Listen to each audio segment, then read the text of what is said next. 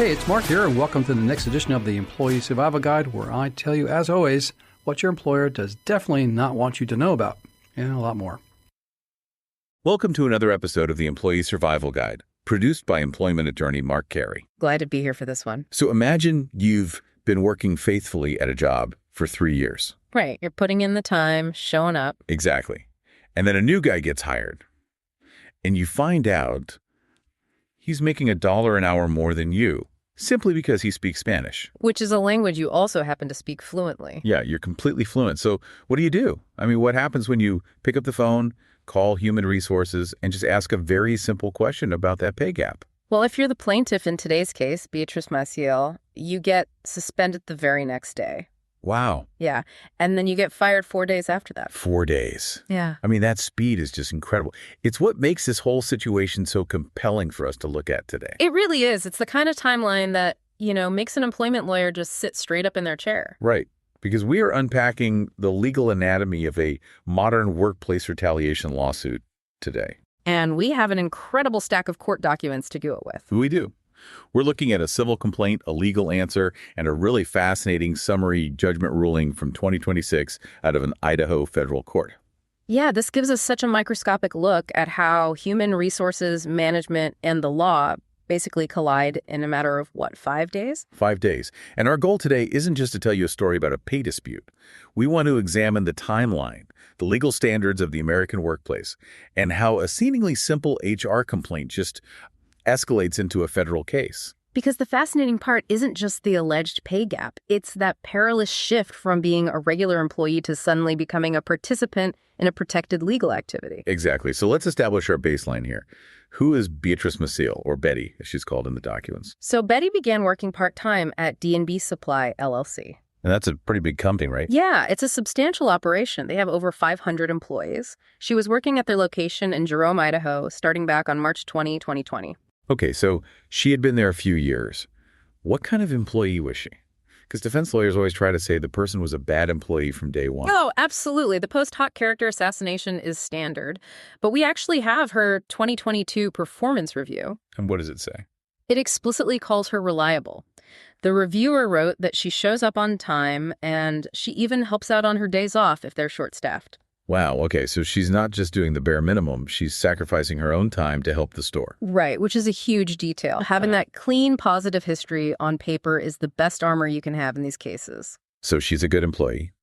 Fast forward to early June 2023. What exactly sets this whole chain of events into motion? So on June 1st or June 2, Betty discovers that a newly hired younger male employee, the documents call him Ian, is earning a higher wage. And the reason is the Spanish speaking. Exactly. Right. But Betty and another female coworker who is also tenured both speak fluent Spanish too, and they aren't getting this extra pay. I mean, you know how it is. Companies try to keep pay secret, but people talk. The grapevine is real. It is. And when you realize a specific skill you have is valued in a new guy, but not in you, that obviously creates friction. Yeah, so Betty doesn't just sit on this, right? She actually takes action. She does. On June 2, she makes her first phone call to the chief HR officer, a guy named Clark Baumgartner. Okay, let's look at this call, because we actually have the details of what was said, which is pretty rare. What did she say? She is very direct. She asks for an investigation to be opened up, and she explicitly says, and I'm quoting here, "Why does it seem that the two women are not getting that dollar raise? Is it gender? Does it age?" Whoa! Is it gender? Is it age? I mean, those are the magic words, right? Absolutely. Those are the legal trigger words for Title VII. You don't have to cite the actual law. You just have to say you think you're facing disparate treatment based on a protected category. And boom, the protective bubble drops over you. Exactly. In that exact second, she has engaged in protected activity. So how does Baumgartner, the head of HR, handle this? Yeah. Because he should know the law. He gets incredibly defensive right away. He pushes back, saying there's no formal bilingual policy and that wages are basically just discretionary. Okay, sure, but then what? Then he pivots. He asks her why she stays at the company if she feels undervalued. Wait, really? The head of HR essentially says, if you don't like it, leave. Yeah. It's a classic deflection strategy. He makes it personal instead of looking at the actual pay metrics. That's wild. It just completely shuts down the employee's valid legal concern. Right, and it signals that HR isn't neutral here. But Baumgartner then tells her to call her manager, Randy Starr, to discuss it. Okay, so call number 2. Yeah, Betty calls Starr, and Baumgartner actually joins in, so it's a 3-way call. And Betty brings up the pay gap again. She does. She asks for a wage review. And Starr tries this really slippery semantic trick. He tells her that speaking Spanish isn't a policy, it's just an asset they consider during hiring. Oh, I see. So by calling it an asset instead of a policy, they're trying to keep total arbitrary control over who gets the money. Precisely. It's the loophole of discretion. But then both the manager and the HR director do something legally very dangerous. What do they do? They explicitly caution Betty against discussing her wages with her coworkers. Okay, let's unpack this.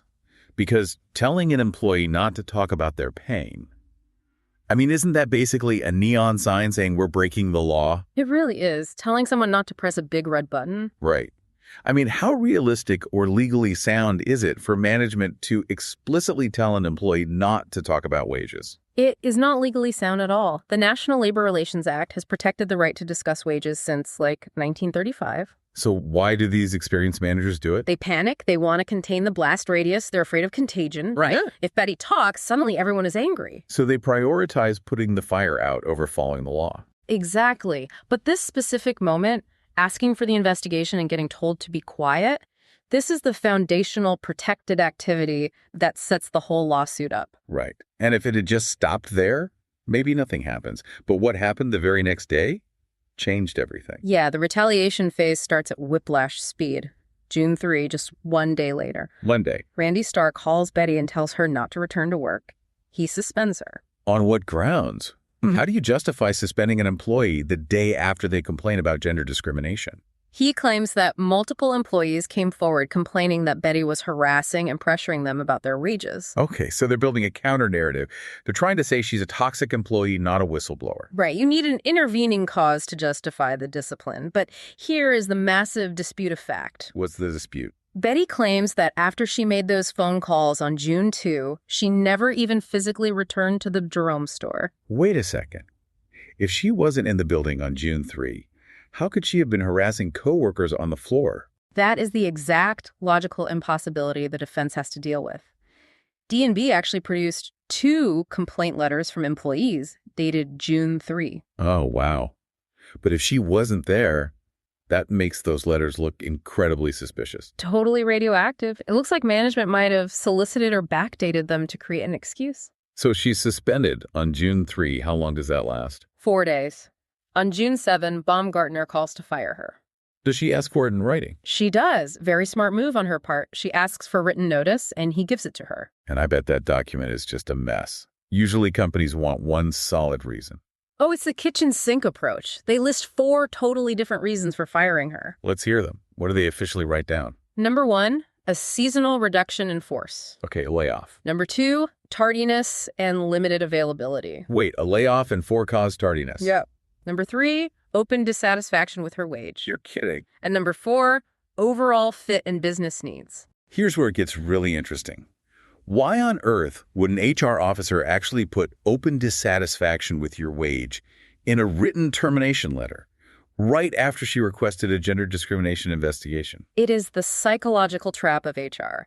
They are trained to document everything. They want a paper trail showing she had a bad attitude. But her bad attitude was literally a protected Title VII complaint. Exactly. They documented their own retaliatory motive. It's like writing a confession on company letterhead. And we have audio recordings of this termination call too, right? We do. Yeah. And Baumgartner admits on the call that the seasonal reduction usually happens after Father's Day. But they did it early for her. Yes.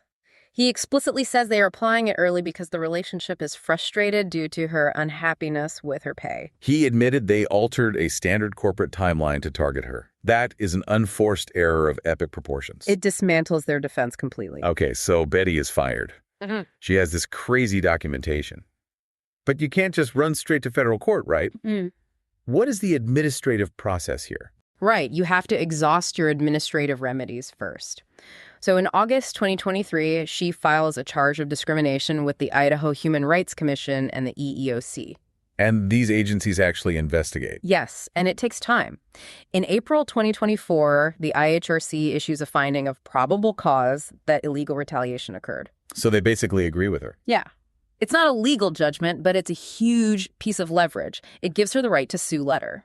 And with that golden ticket, her attorney, Kimberly L. Williams, files an amended complaint on October 30, 2024. She brings a multi-layered attack, counts of retaliation under Title VII, the Idaho Human Rights Act, and the Equal Pay Act. Why use all three? Broadening the target area. Different statutes have different burdens of proof, so if one fails, the others might survive. Makes sense. And what is she demanding? Compensatory damages, so lost wages and benefits. Attorney's fees, prejudgment interest, and crucially, she reserves the right for punitive damages. Oh, punitive damages. That's the nightmare for the company, right? Because that's not just paying back wages, that's punishment money. Exactly. If a jury gets angry at how HR acted, those damages can be massive. So the employer has to respond. On November 7, 2024, their attorney, John A. Bailey Jr., files their answer. And they deny everything, of course. But they also throw up a wall of affirmative defenses. 12 of them, actually. 12. I always see this, and it seems ridiculous. They just list everything they can think of. What is an affirmative defense exactly? It's basically saying, even if everything you say is true, we still win because of this specific legal rule. They overplead them because they don't want to waive the right to use them later. Wait, one of the defenses they list is that she was an at-will employee. If you're at will, can't you be fired for any reason? Why does anything else even matter? This is a vital caveat. You can be fired for no reason, yes, but you cannot be fired for an illegal reason, like retaliation. So asserting she's at will doesn't actually protect them from a retaliation claim. Not at all. It's just a way for the defense to try and anchor the narrative that they had total discretionary power. Got it. Okay, so we move into the legal battle, the discovery phase, and that takes us to March 2026. This is the summary judgment crucible. The most critical phase. D&B files a motion for summary judgment, asking Judge Deborah K. Grasham to throw the case out before it ever sees a jury. And there's a specific legal framework the judge uses for this, right? Yes, the McDonnell-Douglas burden shifting analysis. It's a 3-step choreography. Step 1. The employee must show a prima facie case, basically the geometry of retaliation, protected activity, adverse action, and a causal link. Step 2. The employer has to state a legitimate, non-retaliatory reason for the firing. That's step 3.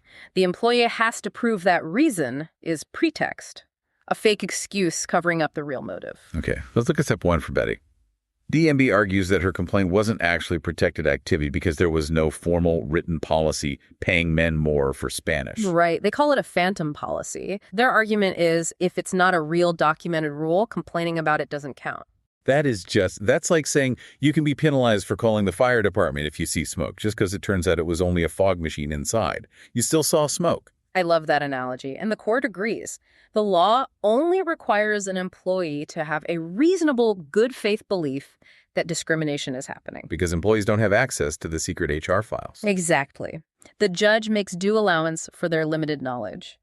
Betty saw a guy getting paid more for skills she had. Her belief was reasonable. So she clears the protected activity hurdle. What about the causal link? Temporal proximity. She was fired 5 days after complaining. That is incredibly tight.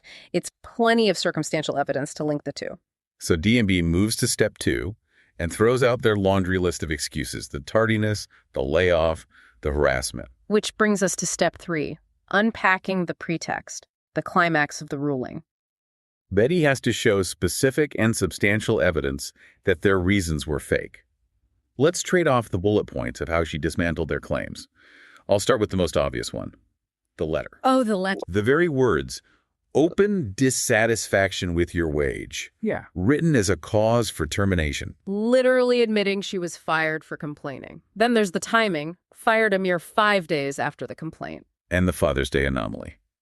D&B's HR director admitting on tape that they used the seasonal reduction early just to get rid of her because they were frustrated. Don't forget the performance review. They claimed she was tardy and unavailable, but her 2022 review explicitly praised her reliability and willingness to work days off. And the absolute clincher, the harassment dispute, the logical impossibility of her harassing coworkers on the floor on June 3 if she wasn't even in the building. When you stack all that up, it's a massive wall of evidence. So does the judge look at all this and just declare D&B guilty? No, because at the summary judgment phase, the judge isn't deciding who is telling the truth. The judge is a gatekeeper. So what's her ruling?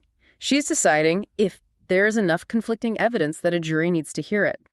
Because Betty poked holes in every single excuse, the judge denied D&B's motion. The case survives. So what does this all mean for the listener? I mean, the immense power of documentation here is just staggering. It really is, both for the employer whose own written letter basically sank them and the employee whose old positive performance review saved her. So the trial is on. But then we get the final document in the stack, April 2026. A joint statement? Yep, filed April 9 and 10. Instead of submitting trial dates, the attorneys tell the court they've agreed to engage in settlement discussions. Why pivot to settlement right then? Leverage. Surviving summary judgment is massive for a plaintiff. For the defense, the risk just became too high. Risk of the jury hearing the HR tapes. Exactly. A jury seeing that contradictory timeline, the recording of the HR director, they could award massive punitive damages. Most of these cases settle once those legal hurdles are cleared. But does settling mean Betty won? Does it mean D&B admitted guilt? Generally, no. Corporate settlements almost always include a no admission of liability clause. The company pays to avoid the risk of trial, but they don't publicly admit they broke the law. So you get the financial resolution, but not necessarily the public vindication. It's the reality of how the system works. Let's summarize the core lessons for you, the listener. First, we saw the raw mechanics of retaliation, how fast it happens. 5 days from a phone call to a firing. We also saw the protection of reasonable belief. You don't have to be a legal expert to complain. You just need to act in good faith on what you see. And we saw how quickly a workplace relationship sours when invisible wage policies are questioned. Which brings me to a final thought I want you to mull over. What's that? We focus entirely on the retaliation, the firing, the legal fight. But look at the root cause here. Management admitted they consider speaking a second language an asset during hiring, but they refuse to have a formalized policy to compensate for it. Right, it's totally discretionary. Exactly. So if there's no set policy, how many invisible wage gaps are being created on day one, simply based on who has the confidence or the insider knowledge to demand a higher starting rate? It's a huge systemic issue. It really is. Thank you for joining us on this exploration. We appreciate you taking the time to understand the complex realities of the modern workplace with us. If you like the Employee Survival Guide, I'd really encourage you to leave a review. We try really hard to produce information to you that's informative, that's timely, that you can actually use and solve problems on your own and at your employment. So if you like to leave a review anywhere you listen to our podcast, please do so. And leave 5 stars, because anything less than 5 is really not as good, right? I'll keep it up. I'll keep the standards up. I'll keep the information flowing at you. If you'd like to send me an email and ask me a question, I'll actually review it and post it on there. You can send it to mcarey@capclaw.com. That's capclaw.com.